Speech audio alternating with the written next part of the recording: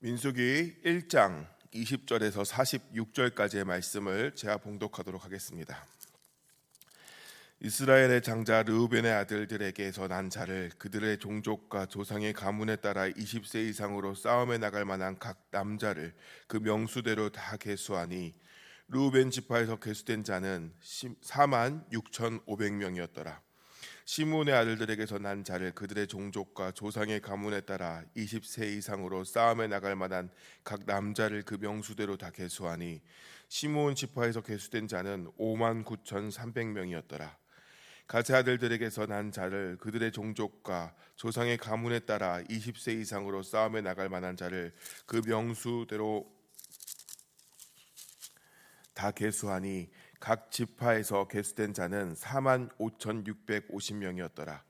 유다의 아들들에게서 난 자를 그들의 종족과 조상의 가문에 따라 20세 이상으로 싸움에 나갈 만한 자를 그 명수대로 다 계수하니 유다 지파에서 계수된 자는 7만 4,600명이었더라. 이사갈의 아들들에게서 난 자를 그들의 종족과 조상의 가문에 따라 20세 이상으로 싸움에 나갈 만한 자를 그 명수대로 다 계수하니 이사갈 지파에서 계수된 자는 5만 4,400명이었더라. 스불론의 아들들에게서 난 자를 그들의 종족과 조상의 가문에 따라 20세 이상으로 싸움에 나갈 만한 자를 그 명수대로 다 계수하니 스불론 지파에서 계수된 자는 5만 7,400명이었더라. 요셉의 아들 에브라임의 아들들에게서 난 자를 그들의 종족과 조상의 가문에 따라 20세 이상으로 싸움에 나갈 만한 자를 그 명수대로 다 계수하니 에브라임 지파에서 계수된 자는 4만 500명이었더라. 므낫세 아들들에게서 난 자를 그들의 종족과 조상의 가문에 따라 20세 이상으로 싸움에 나갈 만한 자를 그 명수대로 다 계수하니 므낫세 지파에서 계수된 자는 3만 2,200명이었더라. 베냐민의 아들들에게서 난 자를 그들의 종족과 조상의 가문에 따라 20세 이상으로 싸움에 나갈 만한 자를 그 명수대로 다 계수하니 베냐민의 지파에서 계수된 자는 3만 5,400명이었더라. 단의 아들들에게서 난 자를 그들의 종족과 조상의 가문에 따라 20세 이상으로 싸움에 나갈 만한 자를 그 명수대로 다 계수하니 단 지파에서 계수된 자는 6만 2,700명이었더라. 아셀의 아들들에게서 난 자를 그들의 종족과 조상의 가문에 따라 20세 이상으로 싸움에 나갈 만한 자를 그 명수대로 다 계수하니 아셀 지파에서 계수된 자는 4만 1,500명이었더라. 납달리의 아들들에게서 난 자를 그들의 종족과 조상의 가문에 따라 20세 이상으로 싸움에 나갈 만한 자를 그 명수대로 다 계수하니 납달리 지파에서 계수된 자는 5만 3,400명이었더라. 이 계수함을 받은 자는 모세와 아론과 각기 이스라엘 조상의 가문을 대표한 12지휘관이 계수하였더라. 이같이 이스라엘 자손이 그 조상의 가문을 따라 20세 이상으로 싸움에 나갈 만한 이스라엘 자손이 다 계수되었으니 계수된 자의 총계는 60만 3,550명이었더라. 아멘. 이 말씀 살아계신 하나님의 말씀입니다. 함께 감사드립니다. 아멘. 나라의 3요소를 아십니까? 나라의 3요소는 바로 주권, 영토, 국민입니다. 주권이란 가장 중요한 권리라는 뜻으로 법률적으로 국가의 의사를 최종적으로 결정하는 권력입니다. 즉 자주적 독립성을 말합니다. 그리고 영토란 이 주권을 누릴 수 있는 공간적 범위를 의미합니다. 그리고 국민이란 영토에 거주하는 사람들을 말합니다. 이스라엘 백성들은 하나님의 백성이라는 칭호를 받음으로 국민으로서의 하나의 요소를 얻었고 하나님을 왕으로 모시고 하나님 나라의 백성이라는 주권을 가지고 더 이상 노예 생활하는 것이 아니라 독립적 자주성을 갖기 위해 출애굽을 통해서 그 땅에서 나왔습니다. 그리고 하나님이 약속하신 땅으로 향해 가고 있습니다. 즉 하나님이 약속하신 영토를 갖기 위해서 가고 있는 것입니다. 먼저 하나님은 광야에서 나온 백성들에게 성막을 만들도록 하셨고 율법 수여도 끝이 났습니다. 즉 주권을 바로 세우시고 나라의 발판을 세우시기 시작하였습니다. 우여곡절에 어떤 많은 일들이 있었지만 이제야 드디어 백성들이 하나님을 섬기는 예배 공동체라는 정체성을 갖추기 시작한 것입니다.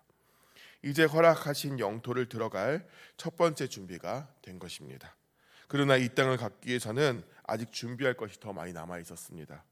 이미 그 땅에서 살고 있는 자들과의 전쟁을 피할 수 없기에 준비시키시기 시작하십니다.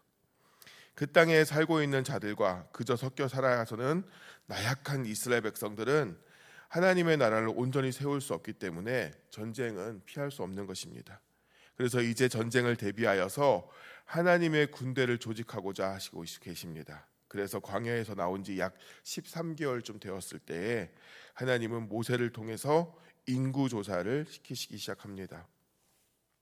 민수기, 바로 인구의 수를 세다 해서 민수기입니다. 원래 히브리 성경으로는 제목이 베미드바르라는 제목으로 광야에서라는 제목으로 원래 가지고 있습니다. 하지만 이 책에서 광야 생활 중에서 흔히 볼 수 없는 두 번의 인구 조사가 실시되고 있기 때문에 인구의 수를 세었음에 집중하여서 민수기라는 이름이 붙기 시작한 겁니다. 인구 조사라고 해서 모든 인구의 수를 센 것이 아니라 20세 이상이 되는 남자에 국한되어 세워졌는데, 이것은 여자는 숫자에도 못 들어간다 싶기에 그런 남녀 차별이 아니라 앞서 말씀드렸다시피 군사적 목적을 위해서 수를 센 것입니다. 즉 싸움에 나갈 만한 모든 자를 계수한 것입니다. 그래서 20살 미만의 20살 미만의 어린이들만이 아니라 50세 이상의 힘없는 남자들도 힘이 없어서 인구조사 대상에서 제외되었을 것이라는 추측도 많이 있습니다. 이는 레위인들의 현역 복무 연령에 따른 기준에 맞춰서 예상한 것입니다. 보통 레위인들은 20살부터 60세 사이, 50세 그 사이까지도만 레위인으로 현역으로 일할 수 있었기 때문에 그 정도 나이만 이 전쟁에 나갈 수 있는 사람으로 생각했을 거라는 것이죠. 그럼에도 불구하고 인구의 수는 어마어마합니다. 오늘 우리가 함께 쭉 읽었지만 20세 이상의 정정에 국한해서 파악된 이스라엘 인구 수는 60만 명이 넘었음을 우린 보게 됩니다. 어마어마한 숫자입니다. 오늘 우리가 읽은 말씀을 조합해 보면 평균 한 지파에는 적게는 3만 명에서 많게는 7만 명씩이나 있으며, 이는 평균적으로 지파마다 5만 명 가량의 그런 결코 적은 숫자가 아님이 파악됐음을 우리는 알게 됩니다. 이는 어린이들과 노인들 그리고 여자들까지 포함시키면 약 200만 명 정도의 넘는 국민들이 있다는 것을 우리는 추측할 수 있다는 것인데, 우리는 그냥 있을 수도 있겠지 생각할 수 있겠지만 당시 이스라엘 백성들은 영토가 없이 광야에 살고 있는 자들이었고, 또 이 숫자가 준비된 것은 그 전에 출애굽 전에 애굽에서 타국 종살이 생활을 하던 이스라엘 백성들이었는데, 이와 같이 어마어마한 숫자를 만들어지게 되었다는 것은 믿기지 않는 일이 될 수 있습니다. 그래서 많은 역사학자들은 이것은 정말 불가능한 숫자라고 반대하기도 합니다.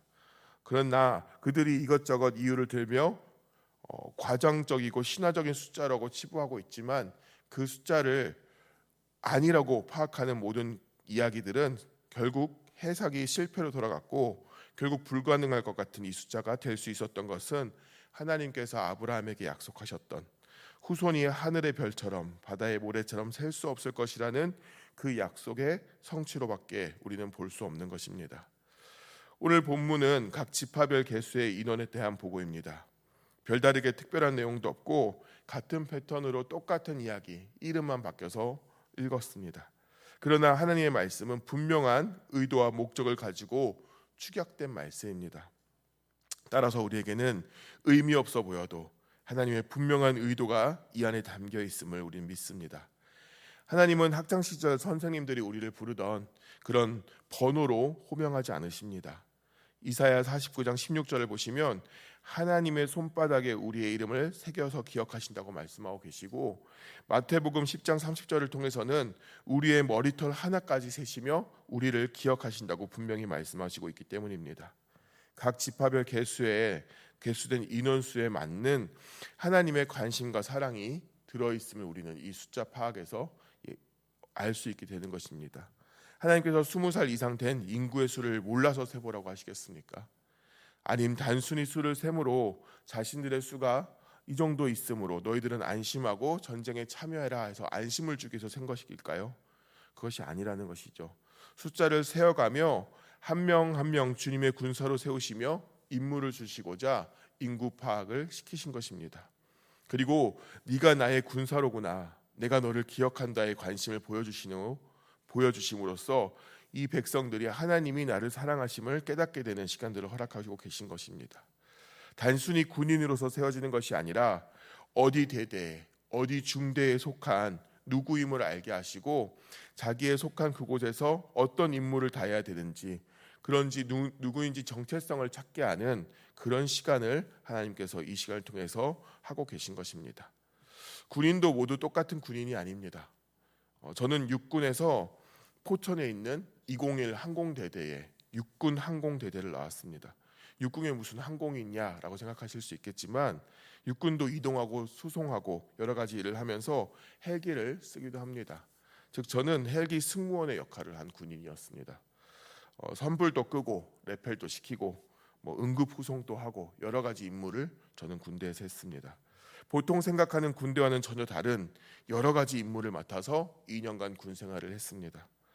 이처럼 각자의 위치가 있는 것입니다. 군대 갔다고 모두 같은 군인이 아니라 자신이 어디에 속해지면 그 속한 것에서 각자의 임무를 맡아서 하게 되는 것이죠.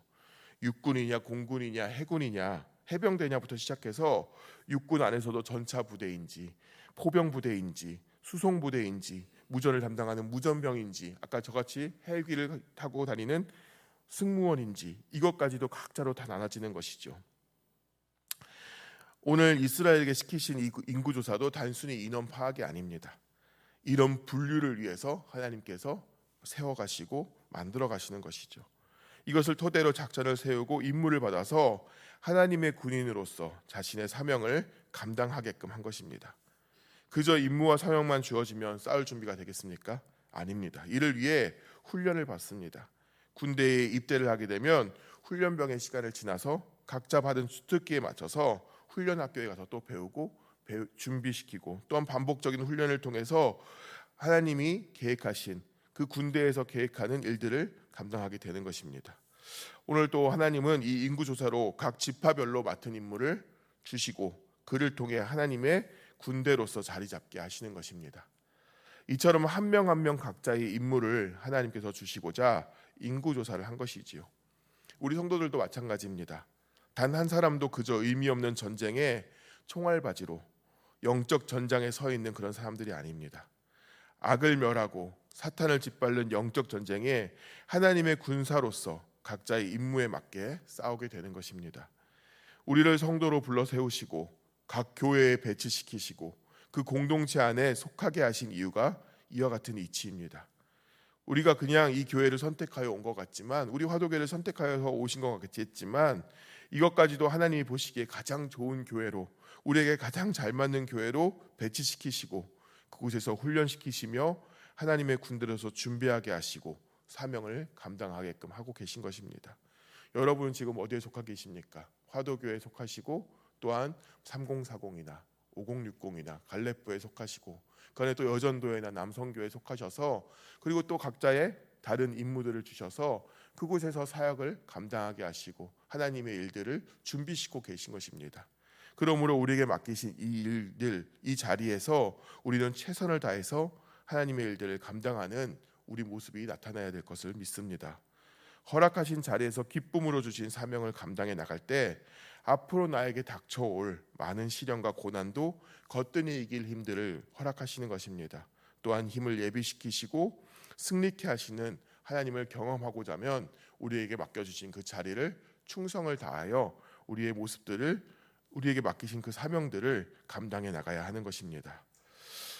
마지막으로 인구조사를 했던 12지파의 모습을 잠깐 살펴보고 말씀을 마치도록 하겠습니다. 12지파는 모두 똑같이 하나님께 택함을 받은 백성들이었습니다. 그러나 세월이 지나면서 어떤 지파는 강성해지는 반면에 어떤 지파는 점점 쇠퇴해지고 심지어 어떤 지파는 사라지는 그런 비운을 맞이하는 것을 우리가 보게 됩니다. 우리가 읽었던 말씀은 첫 번째 인구조사인데 이 이후에 한 번 더 인구조사를 할 때는 없어지는 지파, 새로 생기는 지파가 있다는 것이죠. 똑같이 시작을 한 이들이 서로 다른 결과를 맞이하는 것입니다. 이 결과는 하나님께 대한 순종과 불순종의 차이 때문이었습니다. 오늘을 사는 우리는 하나님을 굳게 믿고 매일을 순종해야 합니다. 그러면 하나님께서 하나님의 백성으로 점점 강성해지는 복을 누릴 수 있다는 것을 성경은 오늘 말씀은 우리에게 분명히 가르쳐주고 있기 때문입니다. 하나님이 택하여 주시고 불러주시고 인도하심을 믿으시면서 오늘 또 주의 군사로 충성되게 살아가신 여러분들이 되시기를 예수님으로 축원합니다.